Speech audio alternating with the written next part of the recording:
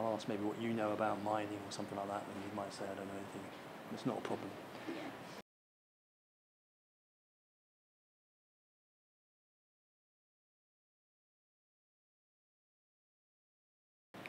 So Mick, yes. Can you come and join in, please?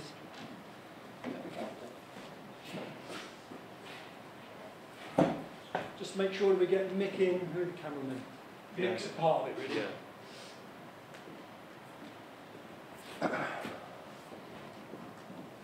Right, we'll just ask you your name and where you're from, all right? And I'll just explain what I'm doing on camera, and then we'll go for it, okay? You ready, guys? So, hi, Connor. Hello. So, what's your name? Connor. Connor what? Hughes. Connor Hughes.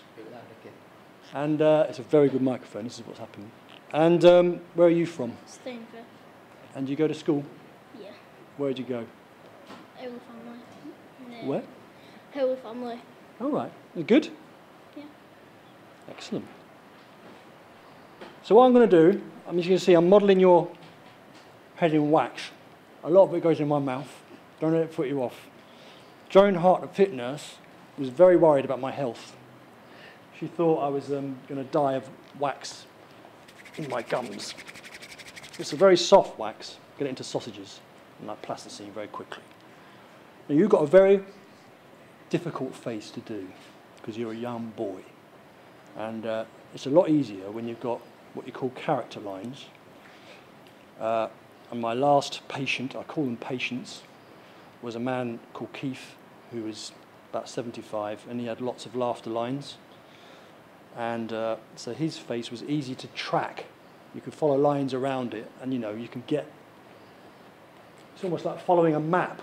You can almost follow the lines around his head and sort of build a picture. Whereas you haven't got many lines around your head. So I've got to think a lot harder and look a lot harder.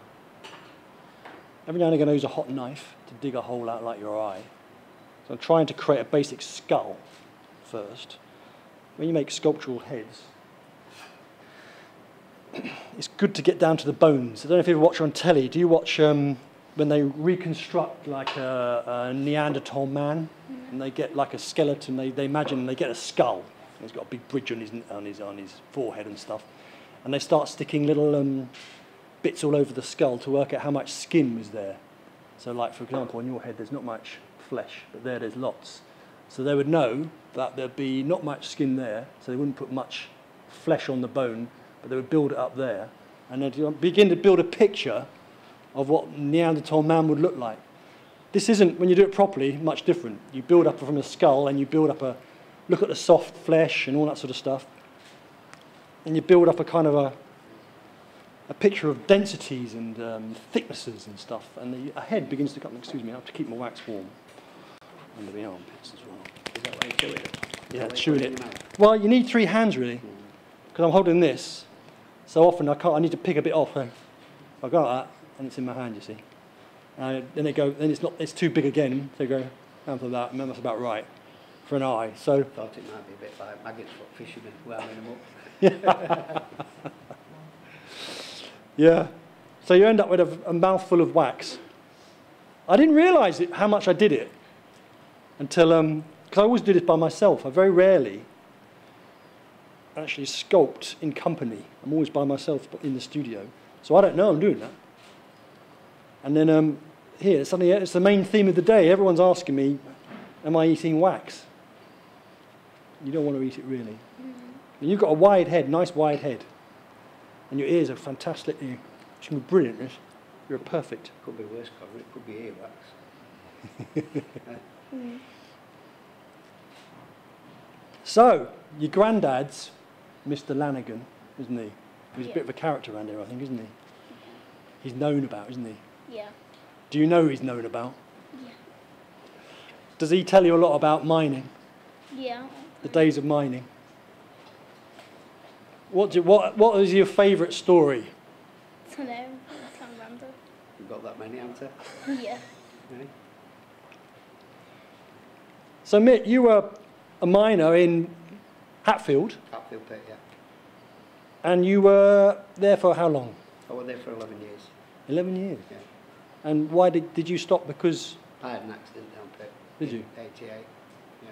the ATA, In 88. 88. Yeah. Sort of like 3 years after the miners' strike.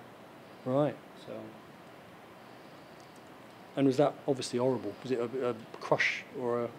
it damaged my spine basically without going into a long Yeah. story. But it were hard.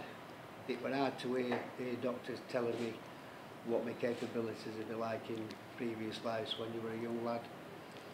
And you were used to going down and working down pit, Yeah. and playing football and walking fields, and suddenly it came to a juddering stop type of thing, you know what I mean? So it were hard to get my head round at times. Yeah. Difficult. So what did you do down the? Did you do were you one of the guys that did a bit of everything, or did you have a specialism? And I were a face worker. I worked on rips. Mainly the rips were to develop the gateways that followed the faces as faces advanced. And I mean I worked on both return gates and main gates, but I was mainly a main gate ripper at most of the jobs I did. so gate is Against the roadway, it's another name for roadway. So it was sort of, so you're building corridors, yeah, basically, yeah, basically. and are they the entrance? Are you doing the exits and the entrances and? Well, you'd have two gates running parallel with each other. But they're at the other end of each at the other end of a face, aren't they? Yeah, yeah. So they could be 200 yards apart. Yeah. So you're 500 yards down and below, and there's two holes going parallel, joining a whole world of. Just joining the face in between. Yeah. But they all link up eventually to a load of roadways and districts and. They all link up to, well, they all linked up to out by beltways, and the belts that took the coal out to the Staple Pit first. It was like a big storage vat, if you like. Took it to the Staple Pit first, and then it was wound up. I worked mainly in number 2 pit at that field. Number 1 pit with a coaling shaft, but it also took men up and down. And number 2 pit with the main man rider pit. And how many men did you get on a shift? It depended really. It depended what phase you were working on. It depended what district we were working on. There were times you'd go down pit and you'd go to your own face, and if it were brought down, you'd be put onto a different face, and you know you'd run spare and things like that. So it's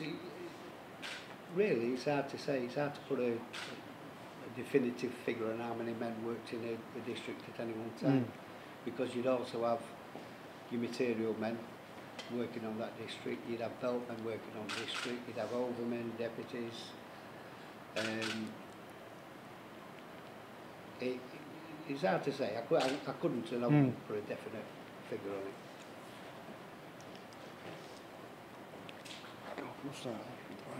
I forgot about that What's one. that bit, Colin?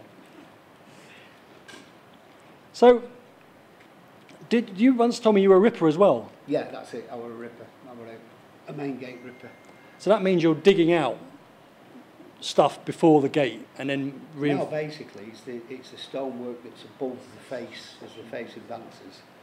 And again, depending on where you was, some rips would give itself a bit easy. Some rips you'd have to drill it, bore it, dynamite it, blow it down, and then load all that rubble onto belts. I was usually working in gate end, but there were like 2 jobs. Well, there were 4. It were a 4-man job. There were 2 lads that were working gate end. There were 2 lads that were working pack hole. Pack hole were basically part and parcel of the strata control system.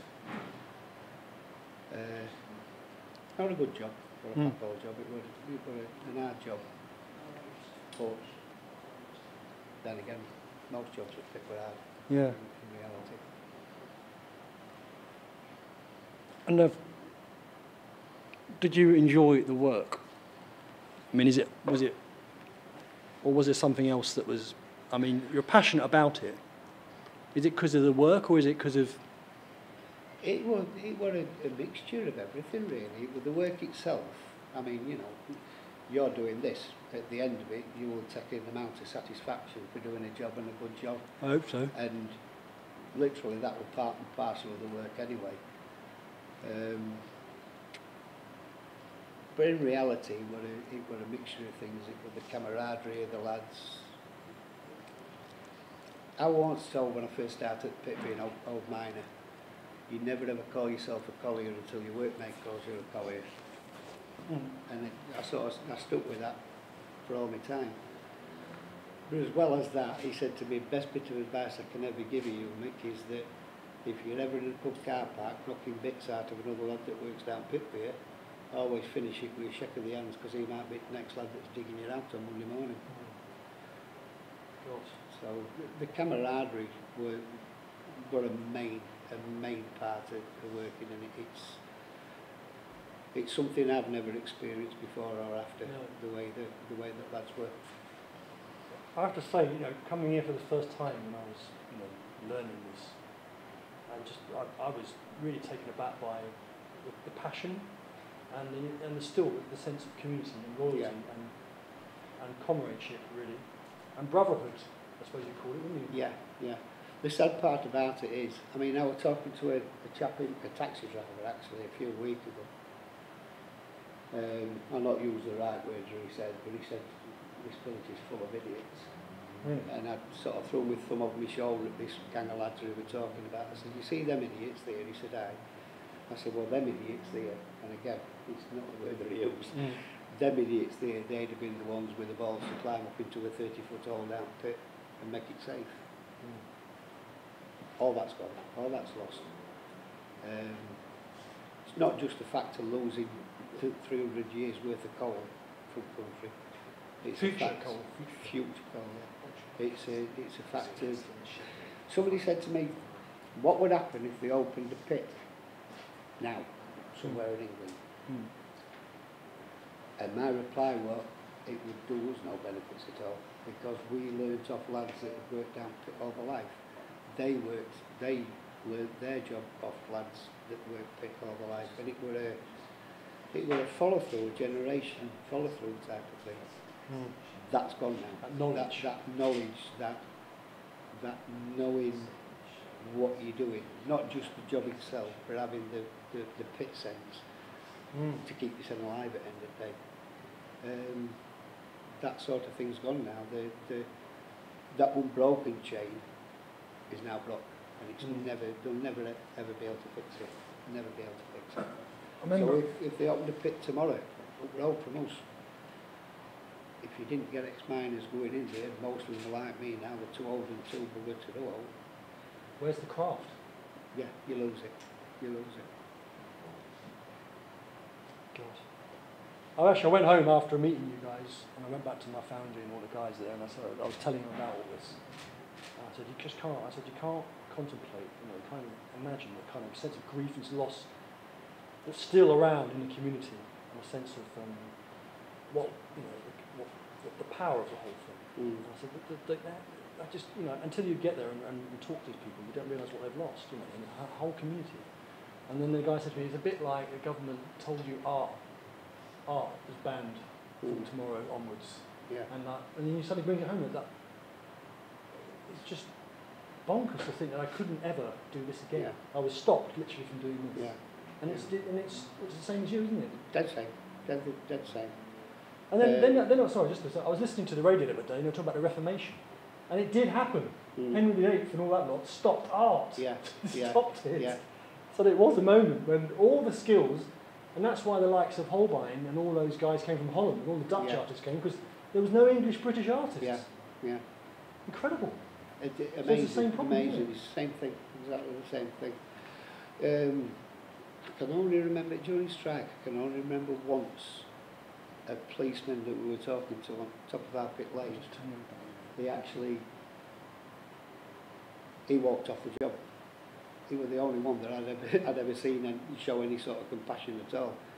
And he were actually arguing with the other coppers on our picket line that we got no else in the village. Wasn't it obvious we were going to fight for what we had got? Yeah. So yeah. It's shocking. You'd end up naked. Well, the wonderful thing about a young head like Connor's is this wonderful thin neck. And I love you have a big head, not you personally, but a child of your age has a big head on a very thin neck. And you can get quickly the idea of a young child just by getting that sense of a thin neck. Yeah. And it's lovely. I love it. I've done my kids like this. Not enough, but I've done it. In a way, I suppose there's things like that with thin neck. It's the same as what the Japanese cartoonists go with. Yeah. With the kid, I mean, they do big eyes. Yeah. And Yeah. it makes more of a childish face type Yeah. of thing. It's all that skull development. So I've been developing then, Scotty. What? Your skull. That head's full of something. Well, it's really fascinating because, today I've spanned, how old are you, Connor? 10. 10. So I've spanned 75 years of human beings in one day. And so this is great for me. I mean, just like get the opportunity for models like you just to come, give me their time. And I just do quick studies. And I just learn so much. The reason I'm doing this is there's a sculptor called Rodin. I've never heard of Rodin. But he's this famous French guy from about the 19th century. And he had to do a big sculpture of some people in a French town called Calais. And he thought, how am I going to make it special to Calais? So he went and spent a whole load of time down in Calais and he sculpted portraits like these of people of Calais and tried to work out whether there was a facial type, whether they all had the same kind of cheekbones or noses or chins. And if you look at this sculpture, which is outside the Houses of Parliament in London, they all have incredibly similar features, and he found a kind of a feature he liked. And so they look like they're a member of a community or a member of a tribe, And I always thought that was brilliant. And so I thought that gave me the idea for doing this. I thought, you could kind of, if I was to end up doing some figures in this sculpture, maybe there's a face type of Doncaster and around it, Maybe there are some people that share features. And so that's why I'm looking at you. That's interesting, to say that the majority of people, particularly from the mining industry around Doncaster, are all from different parts of the country. I mean, that field pit, it became known as a gypsy pit because we were picking up Welsh lads, Scotch lads, Geordie lads, Irish. My family came over from Ireland to work in pits. So in reality, it won't be like that. the Doncaster miners come from a wide range of people. I mean, Polish. We had a lot of Polish working in pits. So how do they come across? I mean, if we're talking in the 60s and 50s. A lot of them. There were a bloke that I got talking to. He was an old lad. He was working his time out, pretend before he retired, and he was on a job called the taps. It was running belts basically. And he was a very quiet man. Very, very rarely opened his mouth to talk really, unless it was something to do with job. And I'd got a reading book in my battery pouch, and it was just a story about the Second World War. And he tapped it and he said to me, "That's wrong, that." And I said, "How do you mean?" And Yanni opened up and he pulled his arm up and he'd got concentration mark. And Sorry, I'm getting close, don't worry. He'd not gone in as a member of the Jewish community into it. He was a trade union activist. So like a political prisoner. In Poland. So he sort of got caught up in the political side of it. He escaped from there. He went to join partisans up in mountains. Then he moved from there and went across, came across Channel and joined up with Free Polish Brigades in England. He was involved in D-Day. Gosh. And then got caught again and finished war out in another concentration camp where So he was caught on the beaches? he got caught somewhere in France. Him and I think he said about 4 or 5 others that got separated from his division and they got caught and taken away. They were lucky really. He said it himself. they were lucky that the Germans didn't shoot them, because they know a lot of lads that got caught up that never ended up in concentration camps. So that bloke, really, he did two tours of concentration camps. God. And so after he finished telling me that, he clammed up again and he never spoke again. Really? You know, very, very quiet, sort of humble fella type of thing. Yeah. But a lot of Polish came over because of that. Because of the war? Yeah, yeah. So it wasn't because there was I mean, I was thinking, in a community like this, I mean, did they have specific skills in mining, for example, that was needed? Or were they just coming, knowing there was mines here, come and get a job, so to speak? Necessarily. I mean, they came over knowing that there were colonies working over there. But Yeah. quite probably there could have been colonies in Poland Yeah. that had come over. But there were quite a number. And at our pit there were quite a lot of Polish families, let's say, or Polish derivative families. Did they stay? Yeah, quite a number of them did. So I suppose descendants are still, well, not descendants, I suppose they're still here. Yeah. In Stainforth? Yeah, well, the villages around Stainforth, what's peculiar about Hatfield is where most pits had one, maybe two villages that depended on the jobs that were provided through a pit. Stainforth were different, Hatfield were different. It gained its workforce from Stainforth, Dunscroft, Thorne, Moorends and Hatfield itself. Mm. So when we talked about if you kill a pit, you kill a community, it was actually more than one community that were killed when our pit went. And albeit that our pit closed last, it was second to last, if you like. Which was the last one? The last thing were killing it. Kellena. Yeah. We thought it was going to be ours, to be honest with you. We thought Kellena would go before Hatfield, the way things are going. And then suddenly out at Blue, they shut Hatfield, there were no more mothballing it, they filled in shafts, and that was it, done, dusted. And in between Hatfield Colliery and North Sea, there is just one big block of coal. Really? That's lost. It's lost now. You've got to think on the coal fields that bordered onto the sea actually took coal from underneath the sea, particularly up north, around New Biggin area. Jeez. But in reality, it's just one big block of coal in between us and the middle of the North Sea.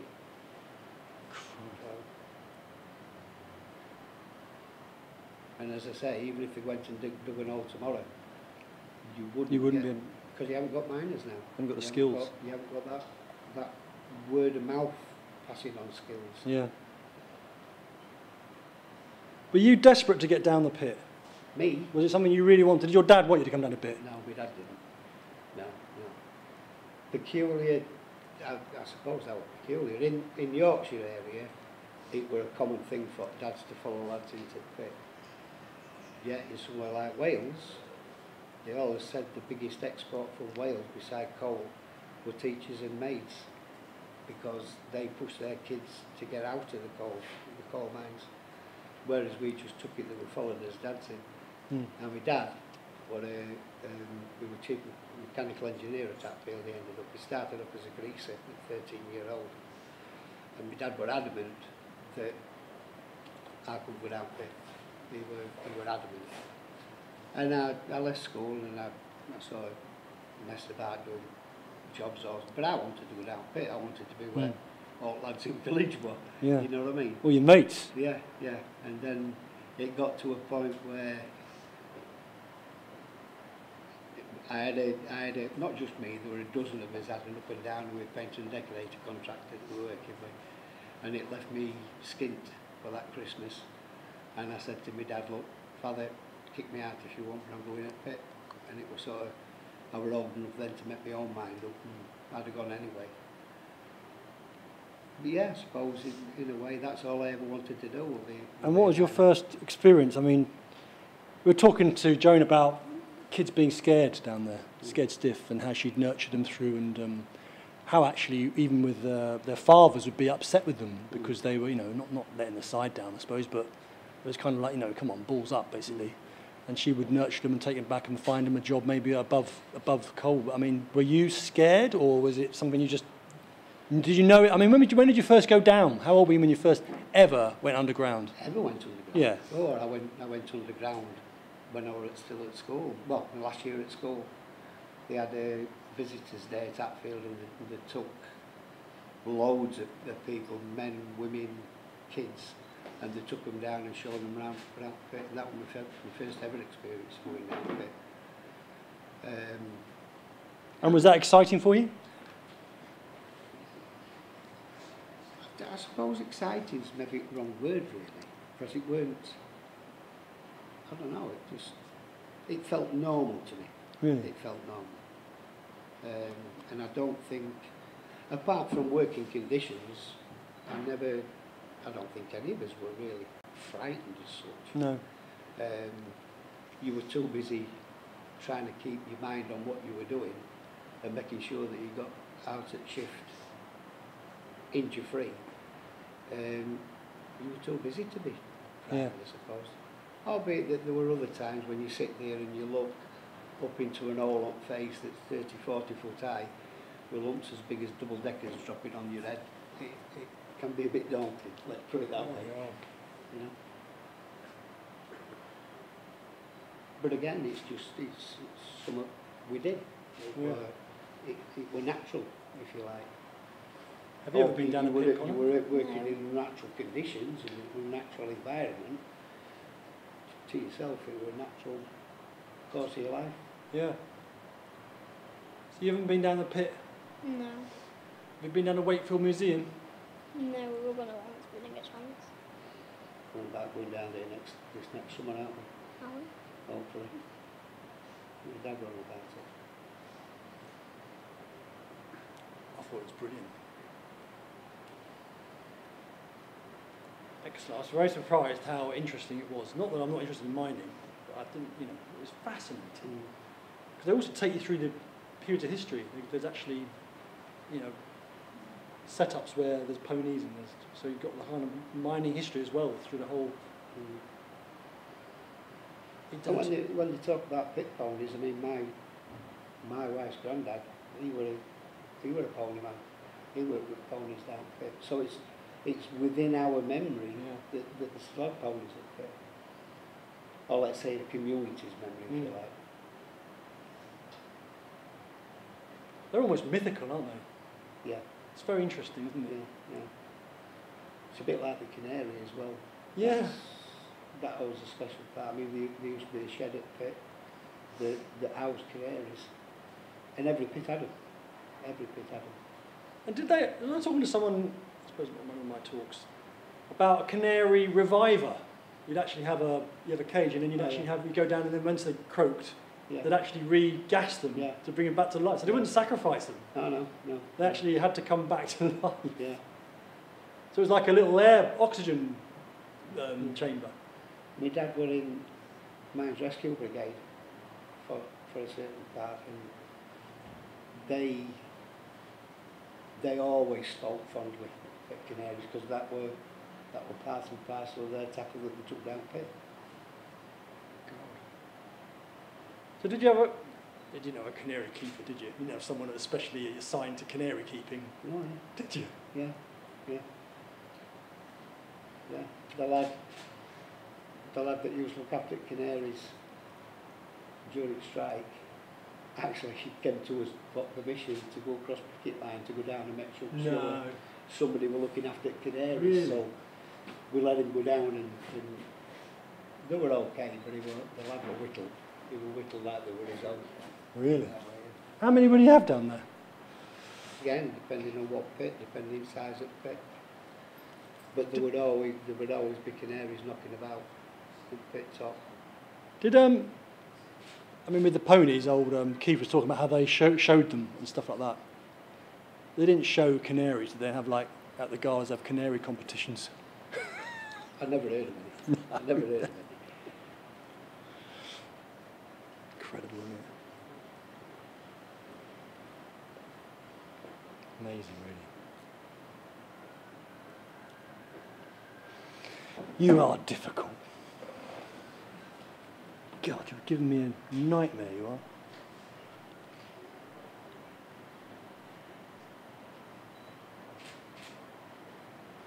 Got a very good mouth. Got a big Yeah. one. Not big as Caden. Who's Caden? Little brother. He's your brother. Yeah, but how many brothers have you got? 2. You got sisters or you? No. Good name, isn't it? Connor, Caden. How do you spell Caden? Remember? Can't remember.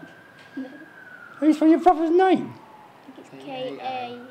K-A-I-D-E-N. No, it's... Wait, no, it's K-A-I-D-E-N. Yeah. Yeah. Are these Irish? Are they Irish names? Yeah. I We've will. got Connor, Cian, and Caden. There's Nice. loads of people in my school called Connor. All 3 of them are Irish names. Where in Ireland are your family from? Over on West Coast, right up at northern tip, if you like. A lot of my family went over there. It turns out the name's actually spelt wrong, and nobody knows the true story on why it's spelt like it is. Our name's spelt L-A-N-A-G-H-A-N, and it weren't until my granddad passed away and they got death certificates. His proper name is Peter Lenihan. Oh. L-E-N-A-G-H-A-S. And they don't know if it were done by mistake when he came in from Ireland or whatever.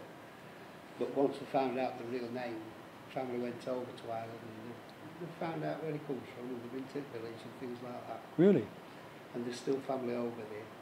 So it was who was it that came over? Your great-granddad? My granddad. Your granddad? My granddad came over from Ireland, up north east originally. My dad was born as a Geordie, and then they moved out family down here with Pitolton. My granddad Drew, from my mum's side, he were a Welsh miner. And the local legend is he's one of the Welsh lads that after the 26 strike found out that there were jobs up here, and instead of being blackballed in Wales, they came up and found work up here. And again, that's where a lot of Welsh lads came into our area. It's a big melting pot around that field. Again, like I say, Irish, Scotch, Welsh. Is that unique to Hatfield or just all the mining villages?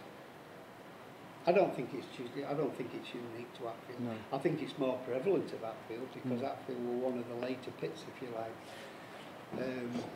But every pit area had Irish families and Welsh families, and every pit had a taffy. Yeah.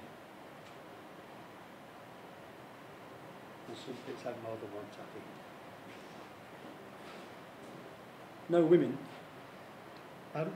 Down pit, no women? No. No, that had gone, women employed down pit, they've gone long before Hatfield was something. Because they were historically, weren't they? Years and years previous. The older the pit, the more chance it had at some point of having women employed there. But a lot of the employments of women were more up towards Sheffield area, into Dale country. And is that because there were families employed? It was simply and solely because that's where the bosses could find the workers to do it. It weren't a family thing as such going in, it was called a necessity, really. But now, thankfully, women employed down pits and kids employed down pits had ended long before Hatfield came in. But again, the mythology of being in a pit community knows about women employed at pits, knows about kids employed at pits. Like I said, my dad was 13 when he started at colliery. Yeah. Only a bit of a kiddish son.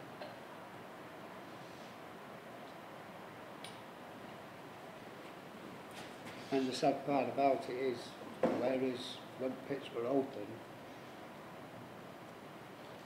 and you'd hear stories repeated by the old miners, once pit shuts and that talking shop shuts, them stories fade out of existence, and it's a crying shame.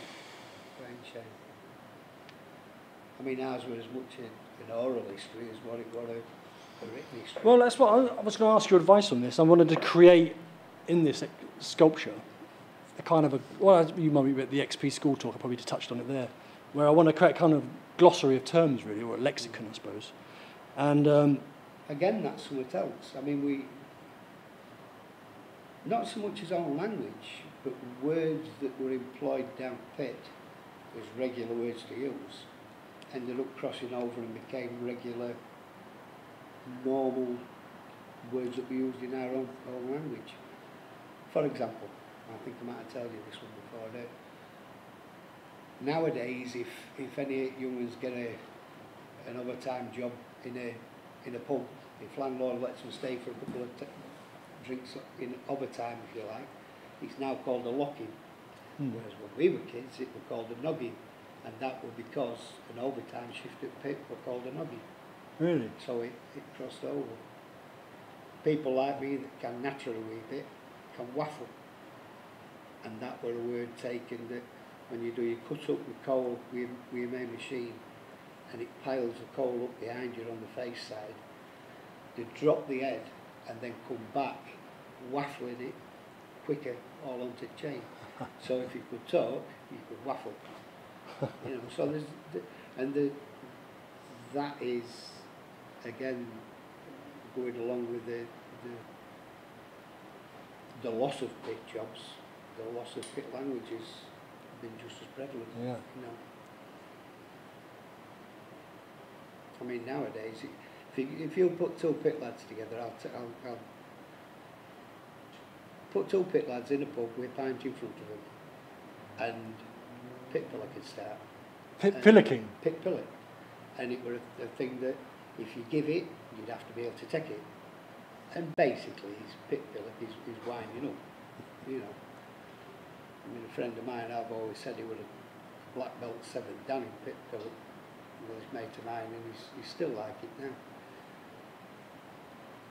But again, it's something that's lost. It's part and parcel of our makeup as mining villages that's lost, that's gone. And did the language change from pit to pit? It did. It did. There were a lot of words that were similar that were used the same, but dependent on what area, the language had changed. The words, not so much the language, but the words would change for certain things. And a lot of them, it's like our pit. There were a lot of words that were used down our pit that were prevalent in Durham coalfields. And that was because we had a lot of Geordie lads come from Durham coalfields working in Yorkshire pits. You know, so they carried their words with them as well, and we adopted words from them. Right. And it became part and parcel of his makeup. Because But that just wasn't peculiar to the miners, that was peculiar throughout the community. You know, it weren't just miners that called it a noggin to get a lock in it, or it were, everybody called it a noggin. You know? Because I did talk the other night, and we were talking to people, and they were, I mean, it was this, they were saying, I mean, they had words that were different, so they called a block of wood a Bible. We call them chop blocks. Chop blocks. See, so there was like these interesting changes in terminology for things, which I was quite, you know, I mean, we're only talking 10 miles away. Oh yeah, yeah. But in saying that, if you look at Doncaster, at conurbation of Doncaster, and from one side of Doncaster to the other side of Doncaster, the regional accent changes. You look at Barnsley, and they've got a different regional accent than Doncaster. I mean, we had some lads move to our pit from Dinnington, I think it was, and where we say coal, they say coil. Where we say boots, they say buoys. I mean, it was something that they got the mickey taken out of them, let's put it that way. But it was, you know, we'd call a coal chute a coal chute. They say a coal chute. Wow, yeah. You know, and that less than 10 miles up the road, and that linguistically to change. And even now, you know where somebody is from a certain area in Doncaster by their own accent themselves. But again, a lot of that were brought in through mining families moving into area from other areas. Yeah. I mean, Coyle, where's that from, do you think? Is it further north? I just think it's the way that they've talked in Barnsley area over that area for a long time. It's a different way of saying talking Yorkshire in a sense.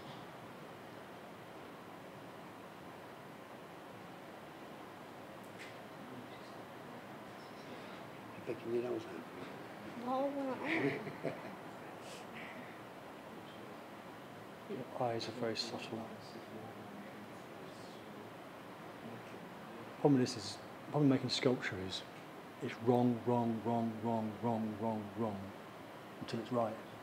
So this is just continually wrong. And it gets quite, you lose your confidence. I'm never going to get it right, I'm never going to get it right. And just keep, that's why it's scary, only having 2 hours. Usually it takes a month to do a head like this. People usually come back 3 or 4 times. So I'm being mad, I'm being dangerous and risky.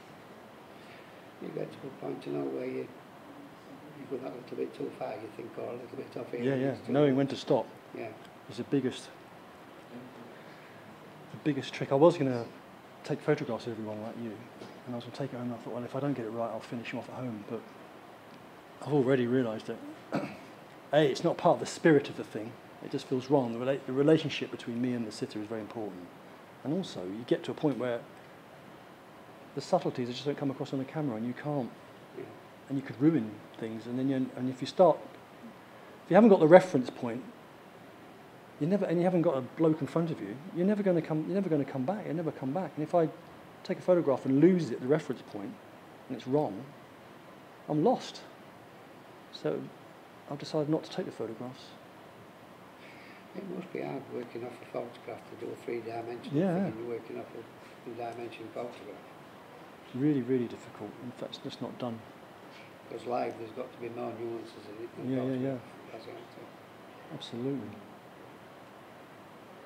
And eyes are really difficult because Are you watching, Connor?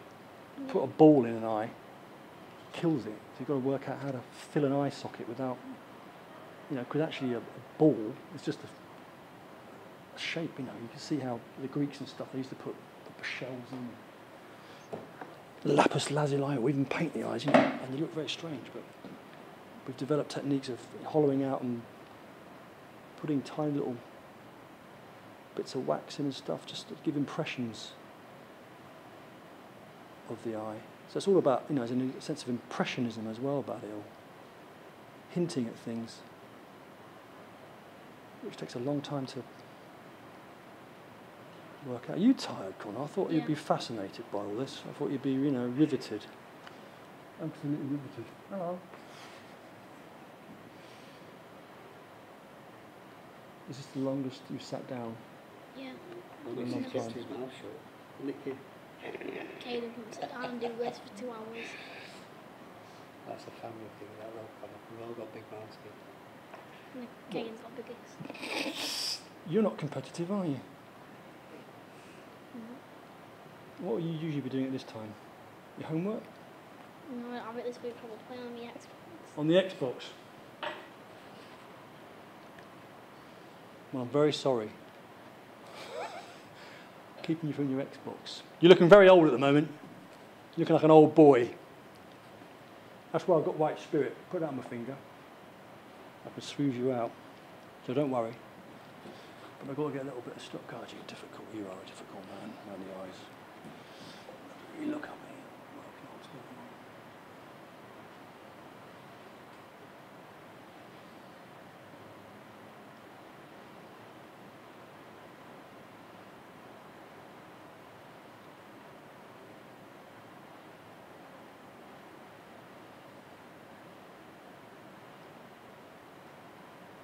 Sometimes even the light in the room, you want a shadow coming across so you can understand what's coming up and what's going. Sometimes you just have to look, and I'll put you off, and I'm very worried. I'm scared that you're going to be scared. But when I'm doing that, I'm not going to poke your eyes out. See, when you're doing life-size heads, you can tell, it fits nicely. But when it's small heads, I can't use my fingers and my hands. I have to guess at what it'd feel like. Because often I do that, you see, like that. Yeah. And then I go, oh yeah, oh, I can see. You know, that hand has got all those points of contact and feeling, and it's just like an eye. It's like a magic eye. And I go, doof, and then I fix that, and I go back onto a head, and it's like, oh, it's wrong there, it's wrong there, it's wrong there. It's a bit like levelling out a flat thing with bluing. You sort of keep going until it's flat. And you think, okay, it's wrong there, so you add up and you add up and add up, and then take away, and suddenly it kind of fits. You keep doing that, and it's like, oh, it fits. I can feel it. You can do it with your eyes closed sometimes. But I can't do that here. So I have to really think, okay, I've got to look. See, that's, you've just hit nail on the head there with that in your own job. You learn your job by experience. Yeah. It's not something that can be learnt out of a book. No. You know, you just said that there about touching. Now take that and put it into a mining perspective. And what I was saying about being learned by old lads. It's very cool. Yeah. You know, it comes back down to what you're doing, if you like. Yeah. You've not learned that. You've got the ability to do it in the first place, haven't you? You've got to. Well, I don't know. I mean, it's that sort of late nature nurture thing, isn't it? Yeah. I don't think I was born an artist sculptor. It was never in my family or anything like that. So you kind of just say, I want to be it. And then you look at, and then you just think, you learn technically how to do things. So you learn a technique. So you learn how to measure something, and you learn how to get plumb lines down, and you learn how to get calipers on heads and stuff, and you learn how to build a skull and all that sort of stuff. And then you end up with a head that looks like everyone else's head in the class. And he goes, oh, well done you. It looks like that, looks like him, then it looks all like, they all look the same. You think, well, that's not me. What am I going to be doing? You know, what's going to be different? What am I going to make? And then you start to think, okay, I've learned a few rules. And it's a bit, I suppose this might be a bit different to mining in a sense, because you're saying, okay, I must break them.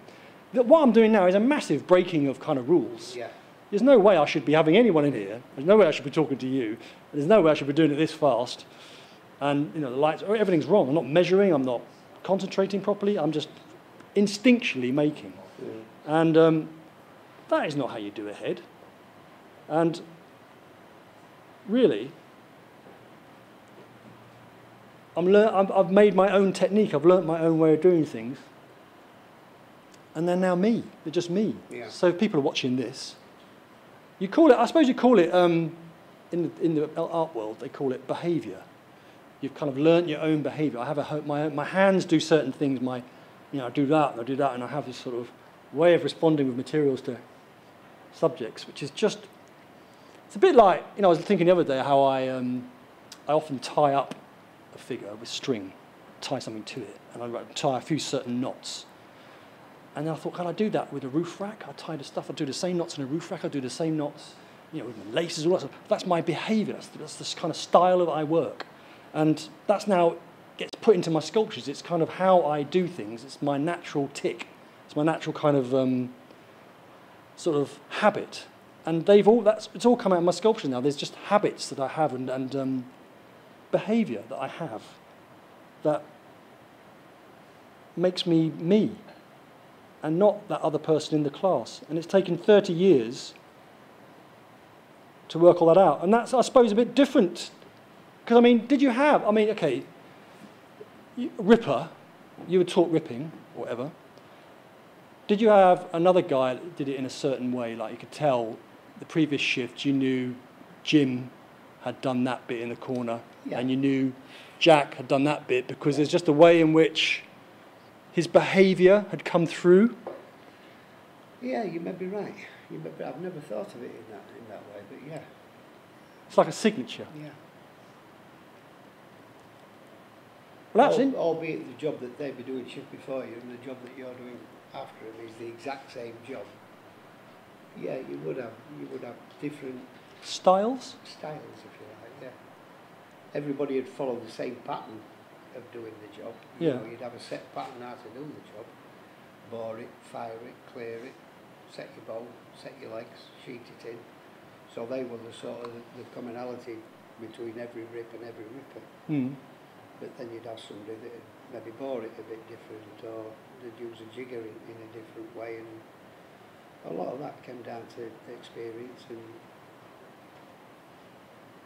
learning what not to do and learning what to do type of thing. It's interesting. And I now, once I sort of worked out that was the case, I mean, it's not about style, it's about just going beyond style. It's about nervous tics, the way you are. And I love the fact that, you know, I can put the way I am, just relating to a material and a subject, etc. And I can put it into wax and I can put it into bronze. And there's going to be fingerprints and all my little nervous tics and all my strange moments of looking at you and listening to you is somehow embedded in this thing. And I mean, even in the sink now, I'm going, this is not like you, not like you, not like you. It's terrible. I hate it. And then you go, leave me, and it'll be a very sad moment, but you'll be very happy. And then I'll sit down and have a rest for a while, and then I'll pick it out of the sink, and I'll go, do you know what? That feels just like Connor. It may not look like you, it may not, but it's got something of you in it, because what else happens if you spend 2 hours in front of someone, just looking at them, trying to copy them, and you end up with something of the boy, of the subject. And so it may not look exactly like them, but there's a spirit in there that is then put into metal, made a mould of, and cast in bronze, and can last thousands of years. Your head could be here when the earth disappears. They could go, well, the next civilization might find your head in a field. You might end up in a museum somewhere. If I write Connor on it, there'll be people who are trying to work out what Connor meant. And you could end up in some strange museum somewhere because just of the metal you're made in, you know. And I think that's just very, very exciting. It's a bit like DNA being passed over the colour, isn't it? Yeah. So when I look at stuff in the museums and stuff, I often think, God, that's completely arbitrary. Okay, you find a head from Egyptian times, and you think, actually, it's not very good, really. You think, actually, it's probably just something that an average Joe did in Egypt 4,000 years ago. It wasn't like the best of its time, and it wasn't a particularly good example of the culture, but it just got found, and it just got put in a museum because it's so old and so precious and rare. It's not necessarily the best thing the Egyptians ever did. It's just an example of what was found. And I suppose, in a sense, doing this, we put ourselves in the frame in 1,000 years' time, you know. You're not bored of that as well. I think you'd be quite excited of that. I think your eyes need to be bigger.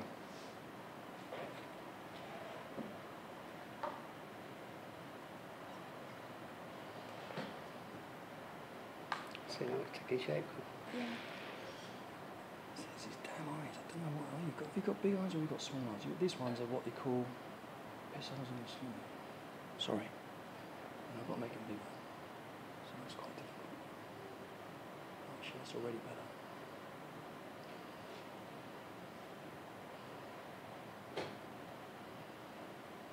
So that's left eye's one I made it bigger, and that one's a small one. You see how it's... Your eyes are actually much bigger. Albeit you learn, as you said, you still got to have that ability, that innate ability. Do you think so? Place anyway. Mm. Is that what you think? I think it is. You've got to have some sort of ability to be able to do what you do. Mm. You know, otherwise there'd be thousands of us that be sculptors. Yeah. Yeah. What a thought.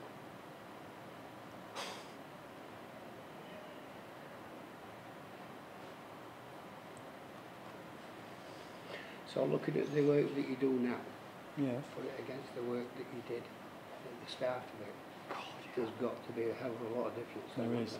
And that's the flip side. So I built a foundry when I was 18 out of a hoover and a dustbin after being around India and studying, becoming an apprentice at the Royal College of Art and all that sort of stuff. I decided I couldn't work for anyone else. So I built myself a foundry when I was about 18, 19, 20. Started to do my own thing. and build and build and build. Don't yawn. I've not And, talking, haven't you? And I was casting work of my own sculptures at that time, which I thought were brilliant. And now I look at them and I think, oh my God, that's horrible. That's terrible. And it just plays against you because you suddenly think, oh no, that's going to last hundreds of years and it's horrible. It's really, really bad. And I really wish I could get rid of it and melt it down again, but it's soldered in someone's mantelpiece. And then you go and you see it on a mantelpiece and you just cringe. You think, oh God, if I could get that back, I'll give them something else. And it's just that whole sense of moving on and developing. All my learning is now in metal, and all my lessons have been recorded and are left for people to look at. And sometimes it's quite a painful thing. It could put you off making stuff because the feeling is awful. I know my son, he came here today, he did his, did 3 lots. Sorry, who? Further education, my son. Yeah. And he came here for illustration. All right. He got his BA in HND, etc., etc. But the work that he does today, you'd think he were a different person. Really? The work that he did back then. And it's better. A lot better. A lot better. He says it himself.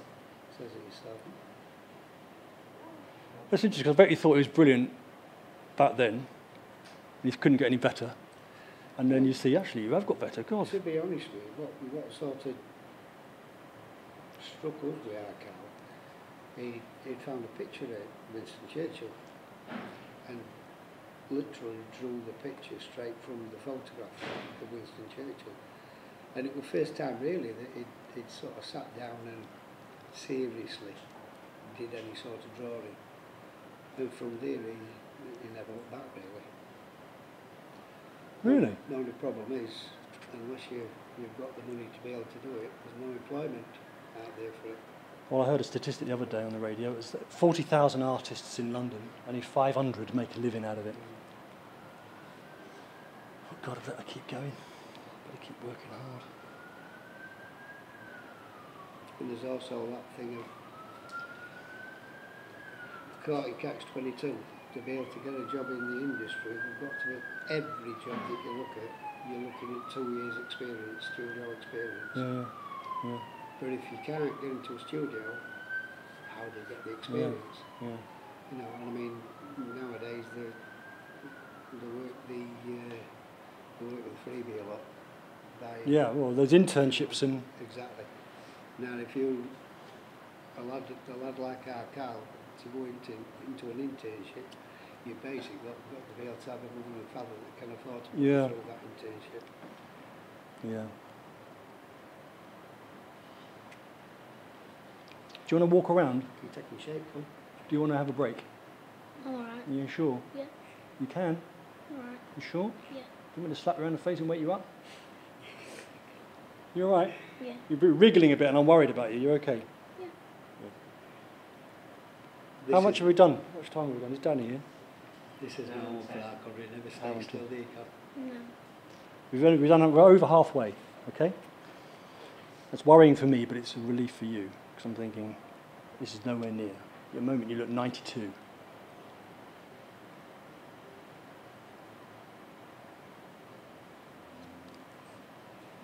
got a nice little corner of your eye I like.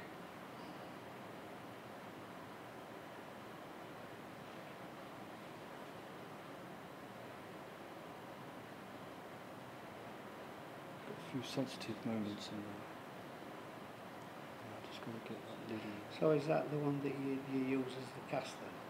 Well, I'm going to make what we want to do is addition these, which means make about 8 or 9 of them, 10 of them.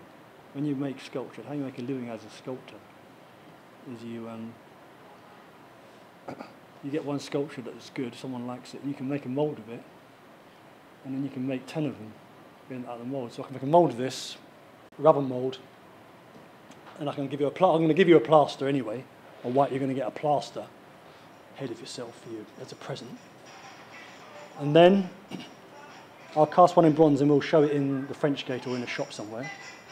And if someone wants to buy it, you can say, okay, we can make another one, and another one, another one. That's how you can basically make a living. So every now and again you hit a sculpture that's successful, people like, and you can actually sell 10 of them.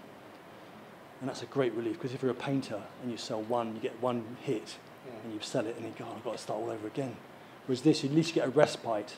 You think, oh, for a little while, I think I can sell a sculpture or two, and then we don't have to worry too much, have to panic about the next one. We can just do it properly, and just relax and get on with the next sculpture without worrying about whether it's going to be a seller or whatever.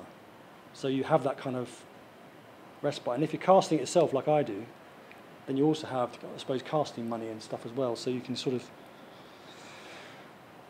win on both levels, whereas you have to give it to another foundry and then pay them to cast it. So that's why I learned how to cast. So I could also have that safety net as well if I needed it, of casting other sculptors' work as well as my own. I think that's a great sort of trick. I'm just getting you a hot knife now. Your expensive haircut, I must.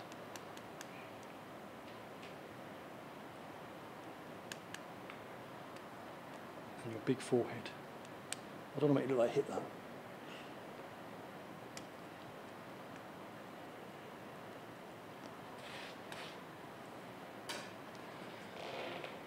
There's a great shape in this. I love this shape here. 2 years are fantastic. I haven't got it. I must concentrate on it. And I'm going to get back to your eyes again. It's a wonderful shape there.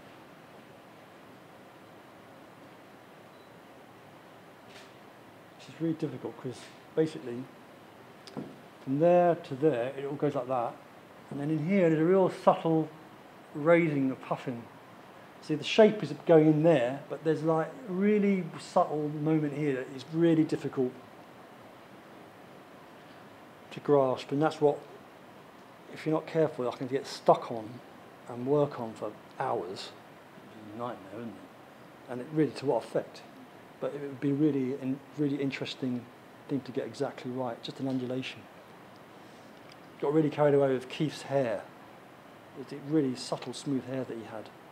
And it was a lot. Did you get his moustache right? Yeah. He's very proud of his moustache. He is, isn't he? There's a little curl in it. You can tell immediately.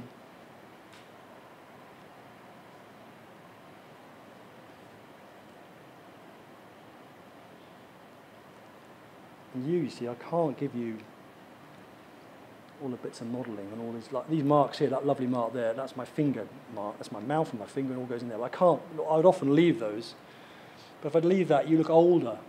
And really the point of this is to get you at your right age. So the neck is my first trick, the scale of your head is another.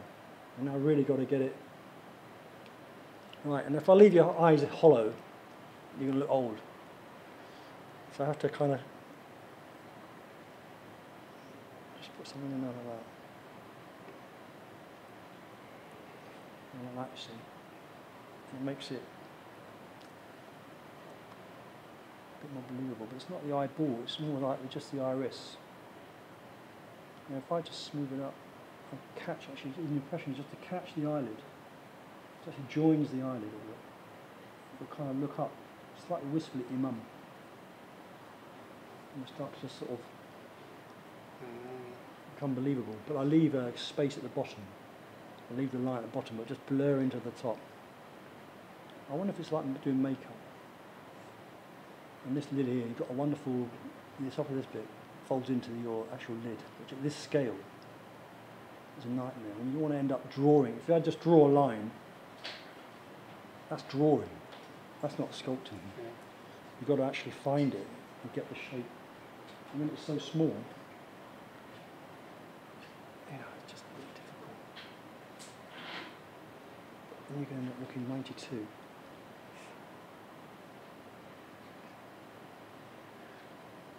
That's what you look like when you get to an old man. Yeah. You get, I give you the vision of the future. But if you put the whole, when you're making sculpture, you don't want to become an illustrator. This sounds so subtle, doesn't it? But an illustrator, an illustrator would put the whole eye line in and the whole stuff around there, and I'd just copy your head. But I've got to work out what I want to bring out and what I want to lose. So I want the outside of the eye, but I don't want the inside. I could carry that line in there, and I end up with like a big eyelet, but that's kind of illustrating your eye. It's what we call illustrating your eye, whereas we want to make art. So I've got to sort of tell the viewer what I want them to see. So I want that bridge to be shallower in there, because your skin is fresh. And your cheek is...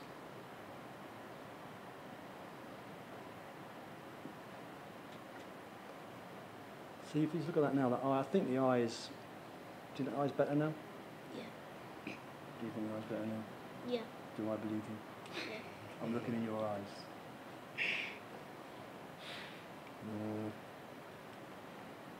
Better, but not right. It's going to be a little bit more.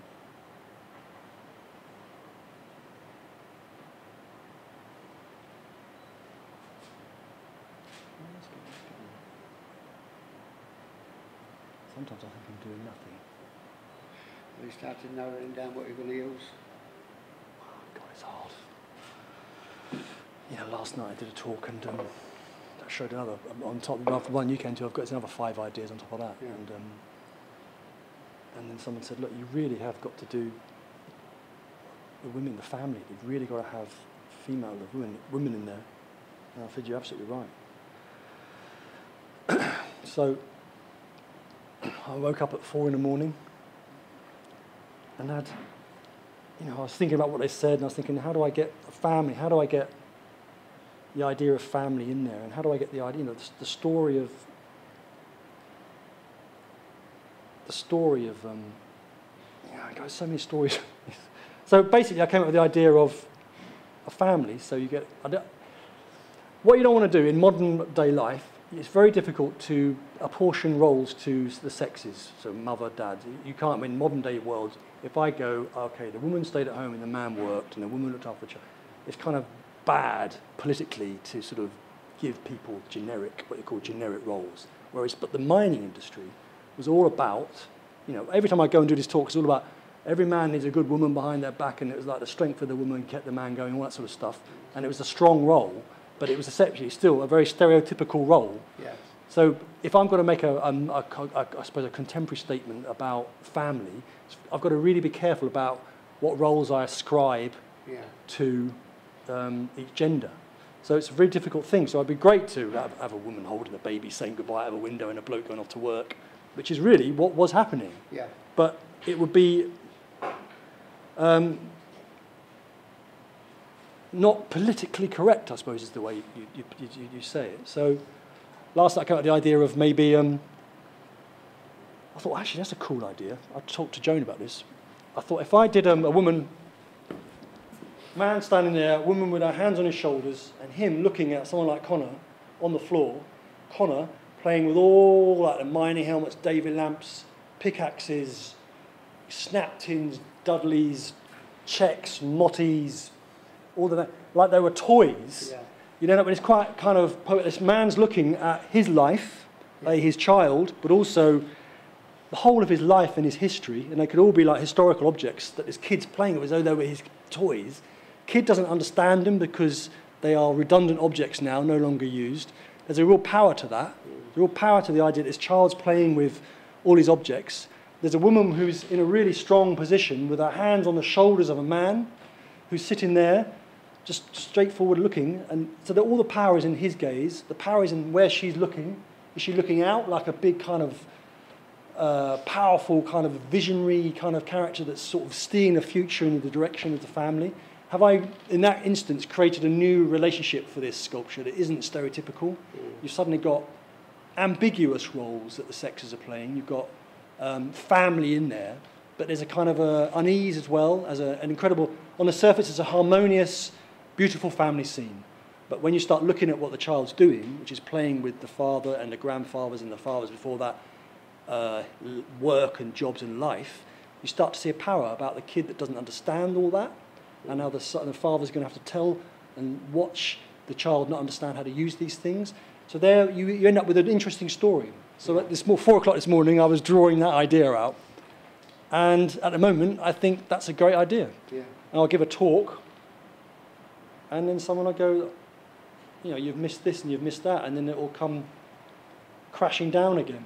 And that's the process I'm going through, is I'm scaling the dizzy heights, thinking I'm brilliant, and then it all falls apart. I like that idea of a kid being in, or being surrounded by the things that makes his dad's life,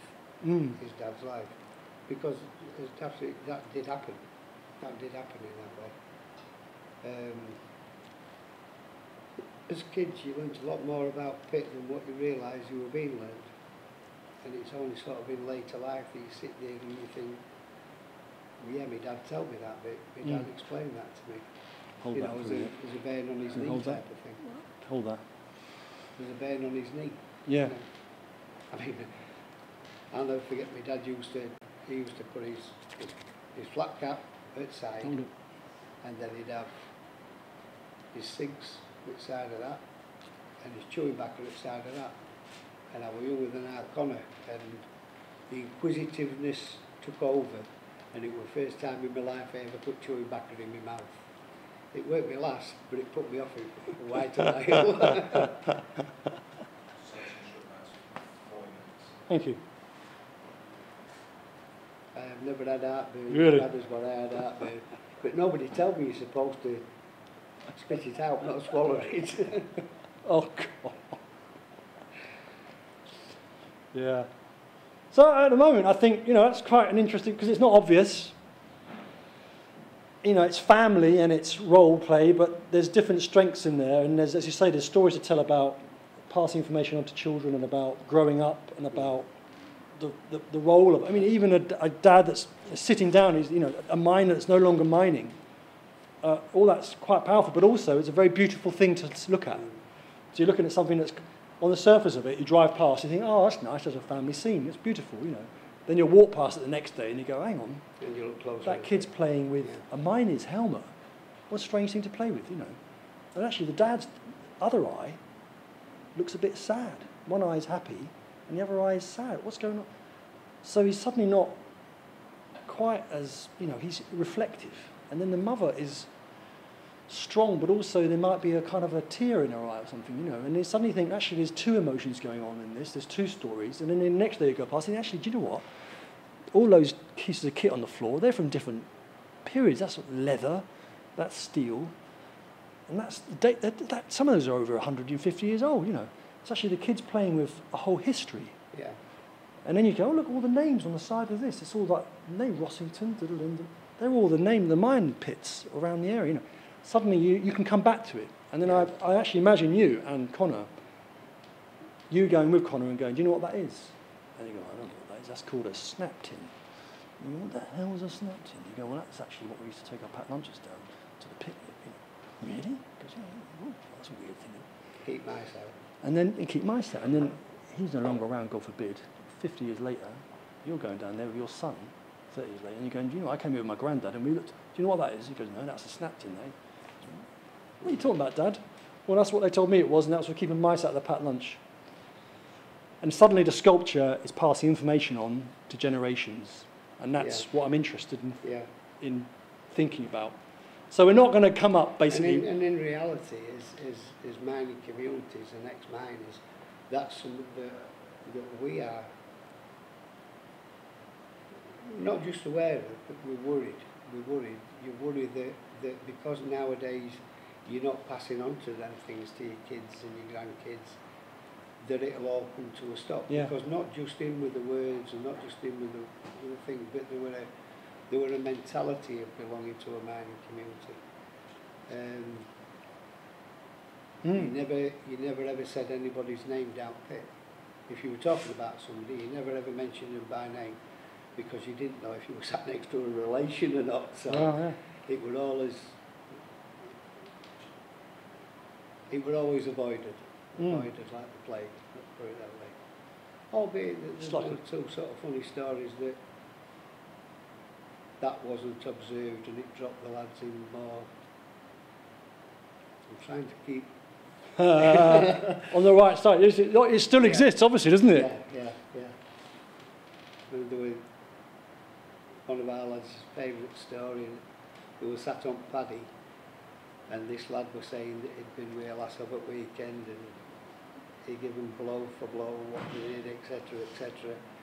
And as they got to the far end, this fish shot from the side of Paddy, and it were a father sat it next thing. And he clipped him round nose and busted his nose and said, "That was my daughter, you be." Bloody hell. You know. He so learned, you never do it. Yeah.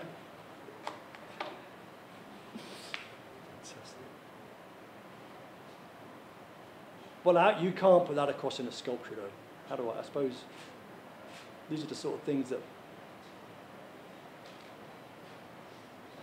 But it's now said, Yeah. and it's on there, and it's all part of this process. Things like that, if you like, go down as local legend, don't they? Yeah, but it's also, but it's now recorded on a camera, and that's what's happening here as part of this making process. You notice I never mentioned the lad by name. Yeah, you did, yeah, you were very good.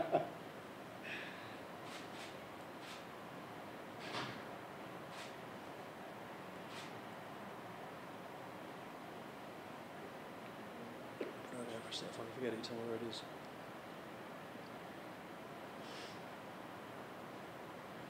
And it's like I said, every shift, if you come out at the pit without laughing at least once, you'd had a bad shift. Really? You'd had a bad shift. A really bad shift. There were a lad called Eddie, he's no longer with us now, bless his heart. And that lad could tell a tale. He could tell a tale brilliantly. And he had the job of taking young lads when they were first down pit. And he were an odd jobman. He'd turn his hand to hope, did Eddie. And they gave him responsibility of having a gang of young lads with him. So he perfected his storytelling abilities on these young lads, even more so. But you always knew if you bumped into him down pit, you'd laugh. You'd have a, and that's something else that's lost with. Yes. You know, the amount of poets that's lost, painters, writers, singers, comedians, and gosh, yeah. that sounding board isn't there now, and it were a and testing ground. Yeah. Sort of breeding ground, really. Yeah. Gosh. And it's like I say, you know, the tales now, there's lads tell stories of old lads at the pit, what they did and what they didn't do. But that line's broke now. Yeah. And it's a thing that's at the back of our minds, as old mind, is that, you know, it'll come a day that because it's not carrying on and being replenished as a workforce, that those stories will die away. Yeah.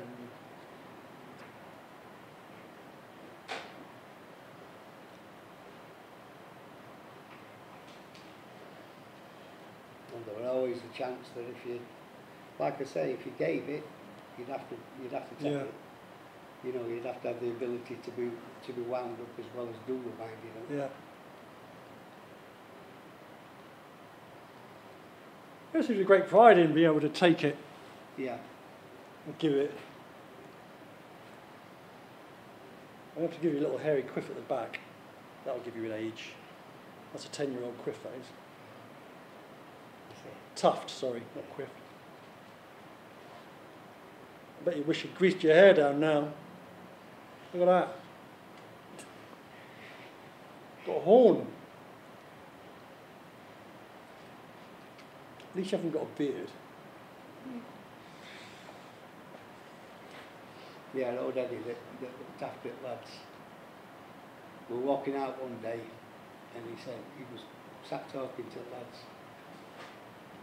And he says, "Have you heard about Billy?" And there were a lad that used to work in Pickford, they were big mates with Eddie. And he had a bad speech impediment. He couldn't say Billy, it was Billy. And Eddie had called in off 8 days at pub at top of Pit Lane for a quick pint before going home. He says it was a Wednesday. Went by, they were half empty anyway, and thought payday. And their lass had said to him as he were leaving that morning, "Eddie, I've got a nice piece of steak that I'm going to do for your dinner." So Eddie says, "Oh, all right." So he called him up for a quick pint before he went home. And Billy was the big corner. And Eddie says he looked right down in dumps, he looked really fed up. And he says, I know that he lost his man a few weeks beforehand. So he said to Billy, Billy, sup up mate, I'm going to take you back to our house for your dinner. So Billy nods. And he walks him down the road and Billy went talking. And Eddie says, you know lads, he says, he never said a word all the way on. He says, now I ain't worried about him thinking he's drawn into his shell. So he gets him, he says to his missus, put that steak on Billy's. So Billy sat there with steak, mushrooms, chips, the works, and Eddie sat with egg and chips. And Billy picks a bit of steak up, shouts dog over and gets steaked at dog. And Eddie went, what are you doing? He says, I've been dentist today, mate. He's on my teeth.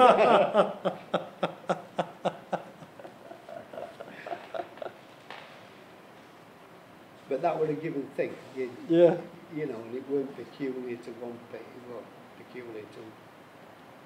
peculiar to us as an industry. Talking to that lad earlier on, his dad come from steelworks. They'll have had the same sort of banter at steelworks or on docks or, you know. Yeah. And unfortunately, it was as much a state of mind as anything else. And again, that was just peculiar to mining industry. That were peculiar to any heavy industry, I suppose, whether it be dockers, whether it be. Yeah, something about. I mean, it does seem to be more prevalent in the kind of mining community in the way people talk about it. I suppose if you go to Sheffield though and talk, I mean, do you know people from Sheffield who worked in the steel factory, for example? I mean, do you go there and you listen to them talking like you do? There were a lot of lads from our village that worked at steelworks at Scunthorpe. I mean, but do they have the same culture, for example, No. as you guys? I mean, would you go to a club there and they'd be talking like you about working down in a steel factory? I would be surprised. A big if they didn't. I mean, definitely. especially when you look over into Sheffield area, where the people lived around the works, whereas at Scunthorpe, all right, there were a lot of Scunthorpe people there, but there were a lot of people busting from other areas as well. So when they left work, where we leave work and we were in our community with the lads that we work with, a lot of them weren't like that. I mean, at one time of day, there would have been, but, you know, that. Yeah. The lads had to go in and tell you more of that, but I mean, my best mate, he worked all his working life at steelworks at Scunthorpe. And albeit they still had the banter, they still had the crack, he came away, left that area, left Scunthorpe and came back to a pit village. You know what I mean? Yeah.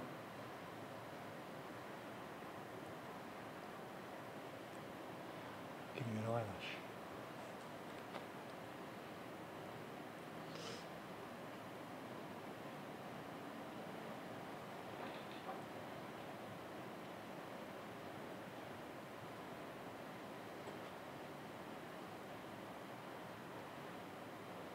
I'm fascinated how you build it up in layers.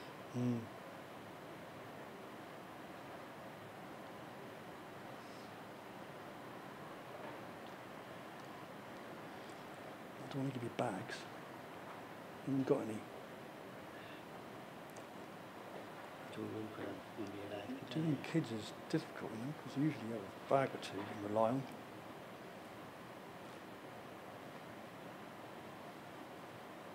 I see what you mean though about saying that there's no sort of. The features are. You see, a younger's face is more plain, isn't it? It's just. Or is it the French say, the fit the face? Or the way the face well? I think that's not like that. That's nice, I like that. You're nearly there, Connor, you're nearly free. Oh, come on now, come on. Come on, Edwards. Let's get this sorted. Come on, boy. There's a fringe there, there's a line there. That might give me something. Give me something to play with there. So do you ever get to a point where you scrap it? Yeah, but I can't do that here. That's the scary thing. I've got one shot. I can't come back to it tomorrow. Though you might get a phone call.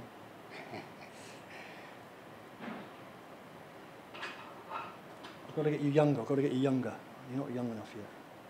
That hair is this hair is, sorry for stab you. This is a 10-year-old's hair, you know, that line there is.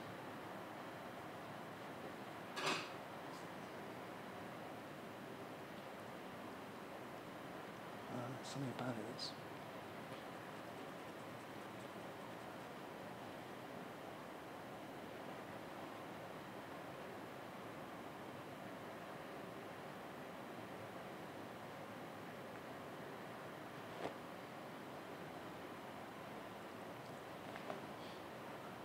I don't want any lines here. So I get to wax the puddle around there. There's such subtlety, I'd spend a lot of time just lifting the face.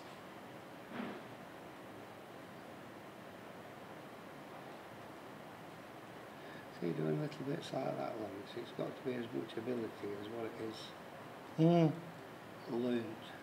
Yeah, maybe. And don't go back on the sticky finger. Little stick, just go back over like that.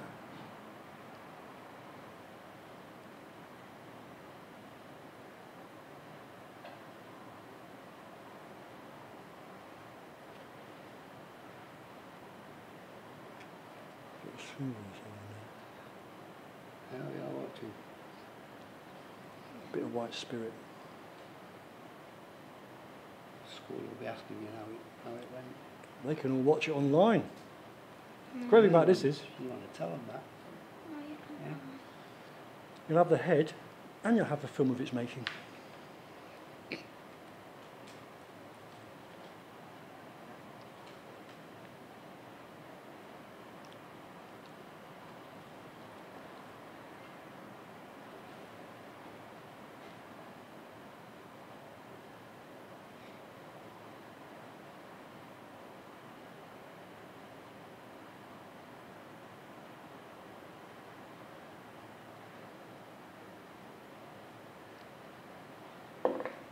You've been brilliant, actually, Connor. You've been brilliant there.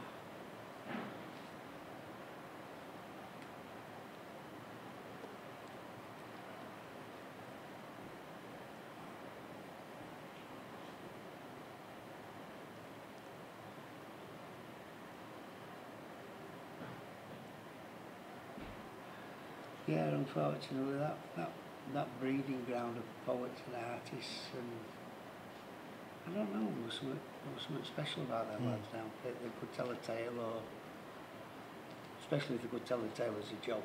You know what I mean? It were,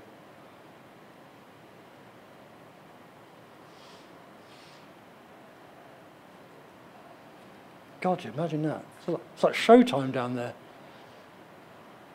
somebody says to me once, what can you remember about growing up in a mining community? The first word that came to mind was quiet. Really? Quiet. Because it were, like I say, with my dad being on, he was a mechanical engineer, when it came to pit weeks and village would empty it, kids, everybody would go to wherever holidaying, and the village would empty it, kids, I were one of the only kids that stayed in village because my dad were working down there. So the quietness of them periods is something that stuck with me Really? ever since. I mean, rest of the time you'd grow up and you'd hear, we had an open air swimming basin thing that miners built. And you'd always hear kids screaming and shouting, or kids in schoolyard screaming and shouting. But for that fortnight period, it was like being out in the middle of nowhere. Because 3/4 of the village had disappeared all over. And nearly every kid had disappeared on holiday. Amazing, isn't it? And that's what you remember. Something that stuck in my head. So you don't think about the fact that it was noisy the rest of the time. You think about the absence. Yeah, yeah. When it got to a point where I complained about it too much, and my mum and dad bought an old cardboard caravan at Fitties at Cleethorpes, and I started to realise it was the worst thing that I did complain about being my son, because I spent the next 3 or 4 years, 6 weeks, every 6 weeks at Cleethorpes. A fortnight I could manage, But 6 weeks were a bit of a bind. God, 6 weeks.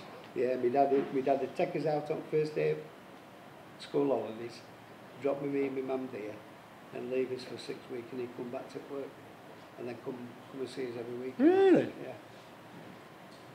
God. So you were taken away from home, really? It was at the tail end of nowhere, Laurence. Yeah.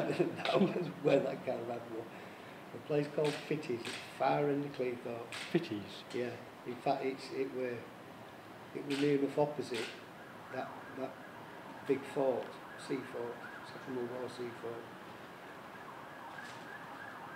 And unfortunately, the biggest exciting thing that ever happened there were a load of lasses getting drowned on the ponies Oh, and riding God. ponies on the beach. Really? Yeah, and they got lost. They got lost in fog, and they all of them died, including women that run the pony club. Bloody hell. And we all went out doing the one big line walking and trying to find. Because Did you? Just Part of a kind of a... I found one of horses. Really? To be honest, yeah, there were a place called Creek. Anybody with a bit of sense didn't cross Creek, but everybody crossed it, basically. Because when the sea had turned, it started coming back in. Obviously, the tidal wave being under, you could get cut off very, very quickly. And it would drill into us kids about not going over there. And unfortunately, them lasses got lost.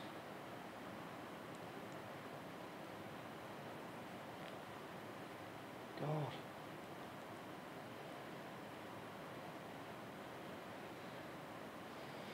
There was no... Was there a Hatfield... Was there a pit disaster at Hatfield? The cage went down. Cage We had a cage accident. One died a little while later from his injuries. But we've got quite a number of people that lost limbs, lost limbs. And it's only in this last 4 or 5 years that the last survivor from the cage crash passed away. Really? So it stayed in psyche of villages. Yeah. That. December, just before Christmas.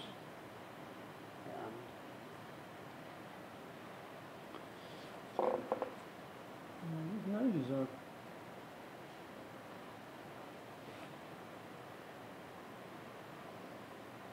That was something else I remember, and all that on Sunday evenings. They'd done testing at pit buzzer, disaster buzzer, and it felt up and down pit. And it were chilling in itself. Oh. They stopped doing it in latter years, but you'd hear a bump. Oh. I can remember saying as a kid to my dad, "What's that?" And he said, "The testing cage for lads to start riding down tomorrow." And you could hear the bump underground as they were testing cages. And then they'd let go with pit buzzer that were only supposed to ever be sounded if they're opened off of a major accident or... Gosh. Would you mind, Laurence, if I borrowed Mick to get his beautiful portrait? Good idea. Would you stand for a portrait? Yeah. Can you show me the other photographs? Yeah. And then we're going to have Connor as well. Yeah. Or you'll have to come back another time. I said you might have to come back another time. Do you want it? Are you going to do it now? The thing is for us is it's incredibly important that we don't just have a mining male because like Laurence was saying with the sculpture it's about everybody, it's about the kids, it's about the wives, it's about the glue, it's about the community, it's about family and comradeship. So if you're here, I want a photo. She's like, oh no. No, he's right when he says, because think what we're saying, what we said all the way through. We were brought up with an ethos and we've brought our kids up with that same mentality. And do you know what's beautiful? We've got our students here as well who, like I'm learning, and I'm 33 and I'm learning. These guys are 16, 17, 18. And this story's going down 2, 3 generations just by coming to the college and sharing with our students as well. And the kids are going away and they're just like, realise like the whole scale of the effect in this area. I think it's amazing. That's why it hold your head. extends so wide and And doors. it weren't just, Bloody one drop it. it weren't just on an economic stance, it were a social stance. I've always said that when people were there, it acted as a social umbrella. Yeah. Well, something that I've learned along the way is the welfares and the cricket pitches and the sports fields and the gymnasiums. I never ever realised that actually all that was from the mines. Yeah, So the miners' welfare in Brodsworth, it's all connected. I used to play on that pitch as a kid. Like, you don't realise that the whole thing is connected to the mining heritage and the mining community. And essentially, when you remove the mine, you've got an unfunded community that has to deal with that. Exactly. I mean, we're in a funny position at that field really, because it was mothballed that many times. Yeah. But after the first time of redundancies, the first scale of redundancies, there were very, very few miners lived in our villages that worked at that field. The majority of that workforce went to work, earned the wages, and instead of coming and spending it in our communities, they go back to their own communities where that disposable income could do their communities benefit. Never ever did us any benefit. You know, and unfortunately, if you look at that field, we've got, I played a new game called out of Fortnite. all the ex-mining areas in Doncaster, Online. we've had nothing spent on us, because we've always had no link down. Yeah. And every time we've argued that we've got a community in the way that we've got community, it was just thrown back in It's the face just by like, guns and that. It's unwilling like listeners, if you you like. can do like You squad know, well, I don't duos know where you and could play with that. Squad You've got that. it. Duos. And I always used to say, well, With people. miners Yeah. in that community to make it a mining community. And our own council at the time, we were putting in for You've got to be the last man standing. Well, a rural last challenge squad, bid. It were one of these last one, government last two, last four. schemes. And it were a rural challenge bid of £1 million. I am. But you could Done generate squad other monies in with it. two You know what I mean? Have you? Yeah. And How many people play a it? lot in that, the other we were building that bit up. There's that many people. The- It keeps me we 20 should have minutes got- yesterday. Would have been And then it keeps me unavailable to in us, half if an you hour. like. I'd been asked by council if I could twist anybody's arm down a bit to find out how many miners were actually living in Stainforth. We were talking about Stainforth, but again, like I said to Laurence earlier on, Hatfield Pit found its workforce was Stainforth, Thorn, Moorends, Hatfield and Dunstall, so like 5 villages were centred around. And I went down and I went into the bloke's office and I said, can you tell me how many, I'm not saying the lad's name, please. I said, can you tell me how many lads live in this Stainforth that works at Pit? He says, I can't, mate. He says, rules and regs say I can't. I said, do you want a coffee? I said, aye. He said, well, what am I doing? It's kind of square. So when he went out, looked, we've got 12 I'm trying to get. from those 5 villages. You look up like that. Worked at Pit. Out of the workforce, I think we're about 200, something like that. That's not bad. So in reality, the regeneration, where you see coalfield regeneration in other areas, we've had nothing spent on regeneration in that. Not a penny. Not a penny. Come down again. And even now, we're not getting a penny spent. We've got a big scheme that's been in the offing for the last maybe 10, 15 years. What's your son go through the The paces? DN7 scheme. What's your son go through the We're all paces? came to plan the DN7 scheme out with a working Do college. you think so, from there? But because we've got a protection order on our headgears, there's He's been brilliant, hasn't he? The DN7 project with 2 headgears there. You know what I mean? It's hard. It's not easy. They're still trying to, they'd love to knock them down, to be honest. Wipe it out and end up with some work. You know, you Caden, talk it's a bit quiet. It's the office in Caden. What's that called? What's that? Nice. He won't say a word, Put the won't he? employment there. It didn't put health there. Sad. Sad. And when you think about it, Hatfield's got the last 10 years in the Doncaster coalfield. Out of, I think that in my last count, there were 16 colliery villages in Doncaster. You know, you could stand up one picket and see a next picket. Yeah. And And now, insane, isn't it's it? only until we like I said, 300 years old. Oh wow. Are you going to have your drawing done then, Kenny? You stand They'll next, light you very beautifully. you stand next to your father. Now it's all went out, isn't it?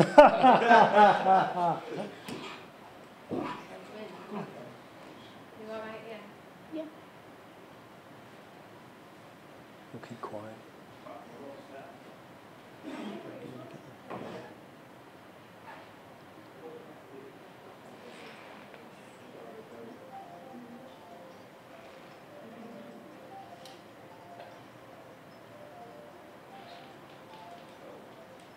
That's my mum's phone. Is that your mum's phone? Yeah. It's probably Kaylin. Is it Kaylin? No, he's only 4. Oh! Ah! I thought it was your big brother. No, I said he was my younger brother. I thought you were complaining about your big brother or something. No, younger. It's 4. So you're the oldest? Yeah. Yeah. I have to do my stats this year and all that test before I went to high school. Have you? Yeah. What, this year? Yeah. Just after my birthday. 2 What, days when you're after. 11? Yeah. 2 days after my birthday. God, that's boring, isn't it? Does that, have you got? Do you do things like revision yet, or do you just take it as it comes? No, we do like stats revision like after school, like Tuesdays and with- Friday. Okay. Did it yesterday. Yeah. Easy, it's easy. Really? Find it quite easy. Yeah, because they only do like the easy stuff like rounding right. and that. At least you get 12 like biscuits and juice and that. What? I got 12 bourbon and chocolate fingers. Really? Yeah, my teacher put all of them.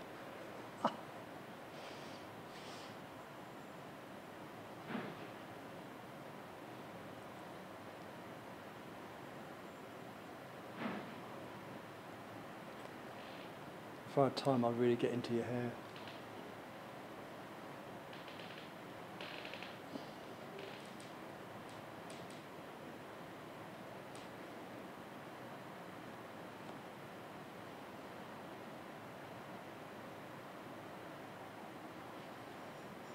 Ringing again. Hmm? It's ringing Oh again. God. I called my dad. Boring. Ah, My dad and my uncle. your uncle. Yeah, my uncle Carl. Is he always calling you? No, he called to see night school or something. He couldn't come because he's doing, do you know, Mick was talking about him earlier. Yeah, what was he doing? He's just doing this art thing at someone's house, I think.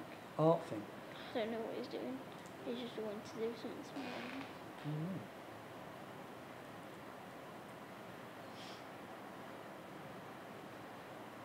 Are you interested in mines at all, then? That whole history? Or has it got to the point where you just... Sometimes. Great day, isn't it? Yeah. It's brilliant. The minute I first met him, I thought, he's a great guy. Very generous, open-hearted man. I have to sleep at his house. I have to sleep at his house on Friday Mm. to help him look after my cousin. She's only 2. Oh my word, so you're babysitting, eh? Oh my god, I've done it before, but last time I did, I slept at his house. I had to go home because I was sick. Really? 4 o'clock in the morning, my dad had to come and pick me up because I didn't feel Oh well. no. It wasn't half term, so I was sick for the rest of half term. Oh. Could have been when you were at school. Wish. Yeah. So how far away do you live from your granddad? Not long, because I'm allowed to walk. I'm allowed to walk there by myself. Oh. Well, go on my bike by myself. Yeah. And have a walk. Do you go out much? Do you play out in this? No, not much. What do you mean? None of my mates live near me. Don't you? One like Matt's and my mates who live quite close, so I'm not even allowed to go down there. Really? Yeah. Why is that? I don't know, my mum just looked like me. Yeah. My dad would, my mum doesn't. It's because she loves you. Well, she's let me walk home by myself tomorrow. Is she? Yeah, me and my mate are walking in by ourselves. To where? Our house, because he From where? in from school. Oh, okay. How far are you schooling? 10 minutes. Oh, okay. Will it be dark or will it be light? No, 'cause we finish at like 3:30, so it's still light.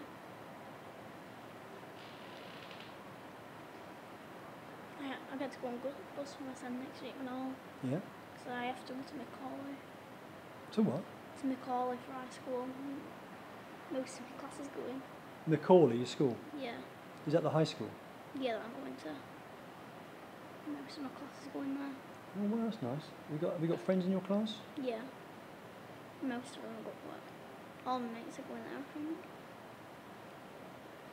Well, is there any other options? Yeah, but Trinity's horrible, Ashill's horrible, and Carlton's too far away. Why is it horrible? Because my cousin, my mate's cousin, she goes there to Trinity. She says it's horrible, and then we went to Ashill to see her play on a sculptural, and it was just all the teachers were nasty and all. Really? Yeah. Head up. What, just a bit short? A bit short-tempered? Yeah. We had to wait in the room because they weren't ready. And we all been 2 hours and started shouting at us.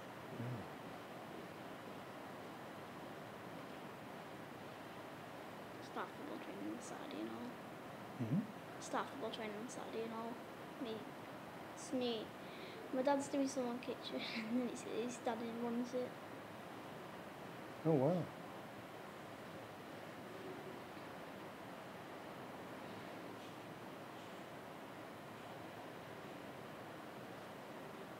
Do you do sport? Yeah, men football. Yeah? Yeah. Play for the school team? No, I don't have one. Don't know? We do football tournaments sometimes, but there's not like a specific team for it. Whoever brings the letter in first. Is it? Yeah, we did a football tournament at Keep Milk not too long ago. I came third. Oh. But I didn't do it. Where would you like to play if you played, when you play? Dunno. I support Liverpool, but I know. Support Liverpool. God, they lost to who? Did they? Swansea. What happened there? I fell asleep halfway through Yep. it. My dad had to pay £7, £8 for it on Now TV to watch No. And you fell asleep? Well, not Yeah. well. Did you see the goal? Yeah. I fell asleep like into the end of Did it. you hear what the manager said of Swansea? No. He said Liverpool are like a Ferrari F1 motor car, and we basically had to create a traffic jam and it was like stuck in a traffic jam on the motorway. We just had to park and slow everything up and just destroy the way Liverpool play in order to get a result. Yeah, And they but I must. think they were good because they beat Man City. I know. They beat Man City and they lost to Swansea. It's that worry. Everyone loves to love Liverpool. Only a few people in my class, like the rest of them support like Chelsea and Man U. Really? Chelsea up here. I have to support. Thank you. Is that a fact? I thought we'd overrun. Okay, that's good. It'll be what it'll be.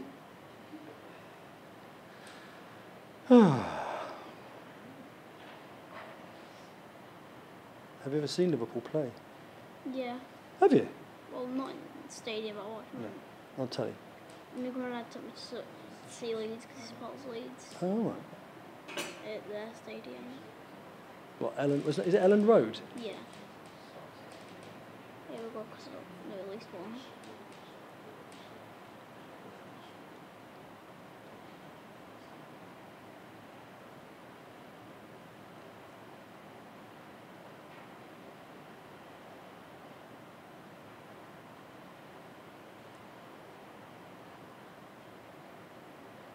What do you reckon? Yeah. Does it feel like you? Yeah. A little bit? Yeah. A future footballer. Do you play musical instruments or anything like that? No, not really. I used to do guitar lessons at school, but Did you? I didn't even like it. No. Rubbish.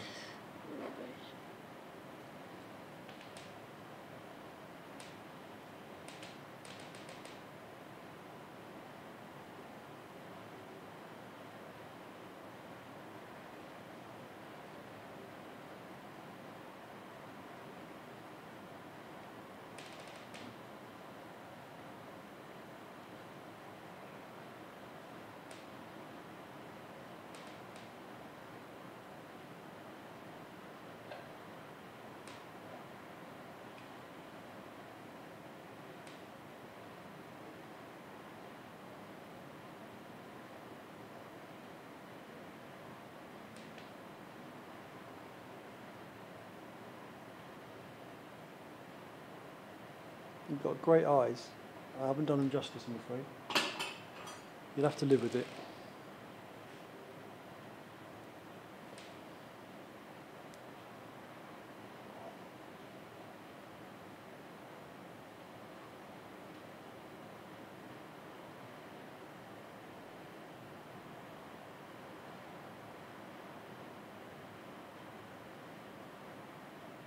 Much bigger than them. Sometimes you have to be really brave right at the last to go sod it, let's just go for it. That's the proof. Did you see that? There you go. Dum dum dum dum, it's the countdown. It's the scary bit. It's the moment of truth.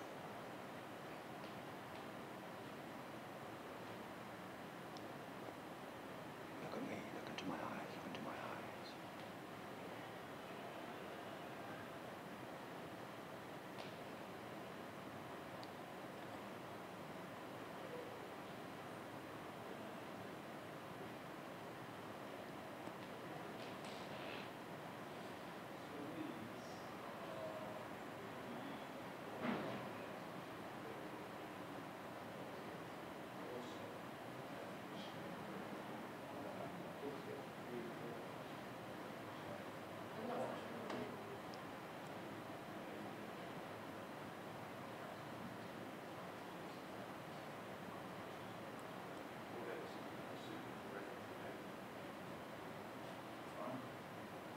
Your mum and dad are virgin, kind of talking. We were in another room.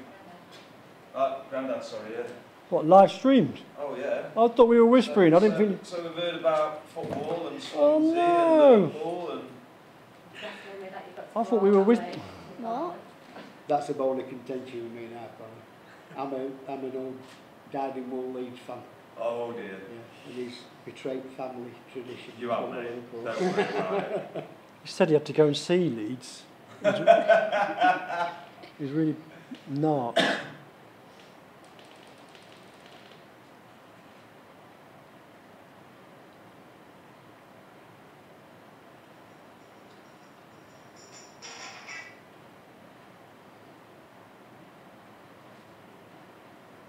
getting lazy now, I should be around the back doing this. I'm knackered.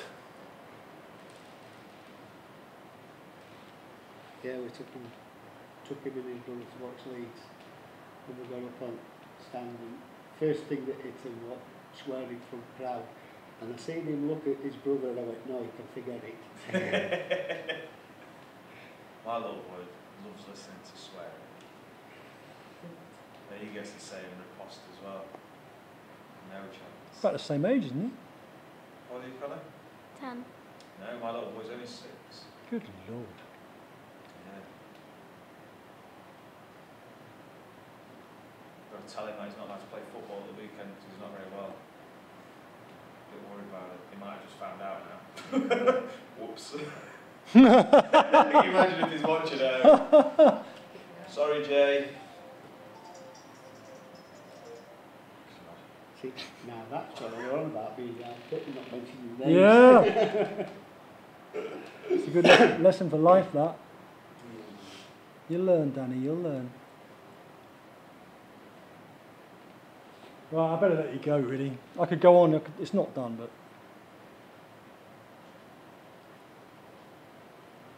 You're a poor fella. It was cruel, really, to ask you to do this. You're on 7:05, so you're doing really well. Oh, that's not bad, is it? You came late, didn't you? You were looking at TV monitors for a long time. I have to say... Waiting for my mum a long time. You are? Waiting for my mum a long time. Ah. What? Says he loves his Waiting. mum a lot. I thought you were waiting for you a long time. Wait, And I've got a couple of kids and that's up at Northbridge. Laurence likes doing that. What's that? I said that he took the wrong turn and went over the North Bridge. You like doing that, don't you? I ring Laurence, I'm like, where are you? He's like, just left it in a car park. Giving up, trying to get it. Give it up. I was panicking. Come and get me, I can see a church. I think I'm in Doncaster.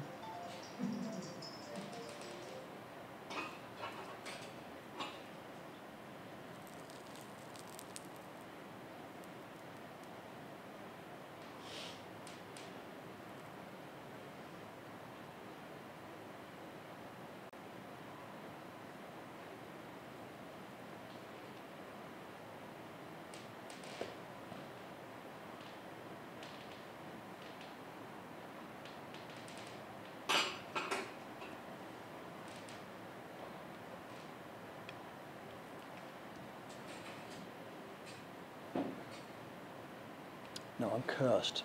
I'm cursed. I have to support Norwich City. Have you ever heard of them? No. I go and see him most Saturdays with my son. It's a weird activity going to be depressed every Saturday. It's just like, why am I doing this? I could be doing something good. Who's that with friends? What? What team's that with? Norwich City. On the ball, City! Should you be an Ipswich fan? Yeah, should be. But I was a rebel from the year word, you know. I've been to Fulham. That's what's the name that's chairman now, isn't it? Delia Smith. Really, Smith. We Where are you? we fully formed over Stephen Fry. I think Ed Balls is now our chairman, ex-chancellor of the or whatever. It's a very surreal setup. That ball's a surreal period. Yeah.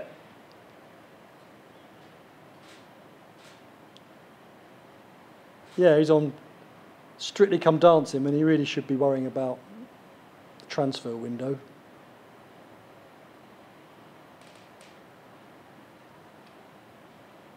Right, I'm going to do a little bit of smoothing out later on, Connor.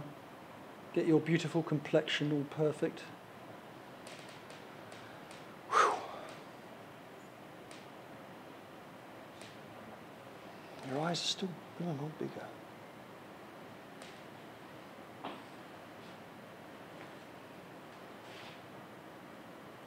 I've not been brave enough.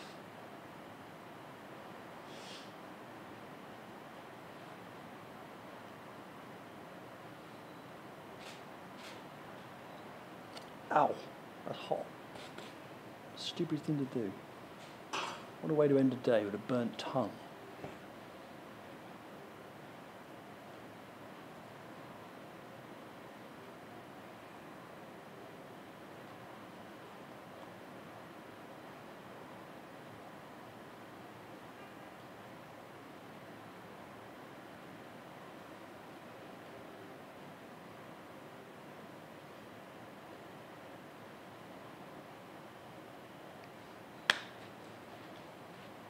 Thank you very much. Right.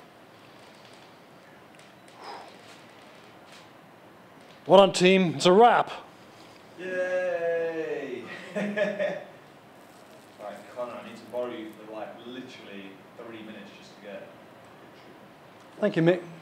Thanks for that. I'm I'll fascinated borrow watching you you. while Grandad talks. Yes, sir.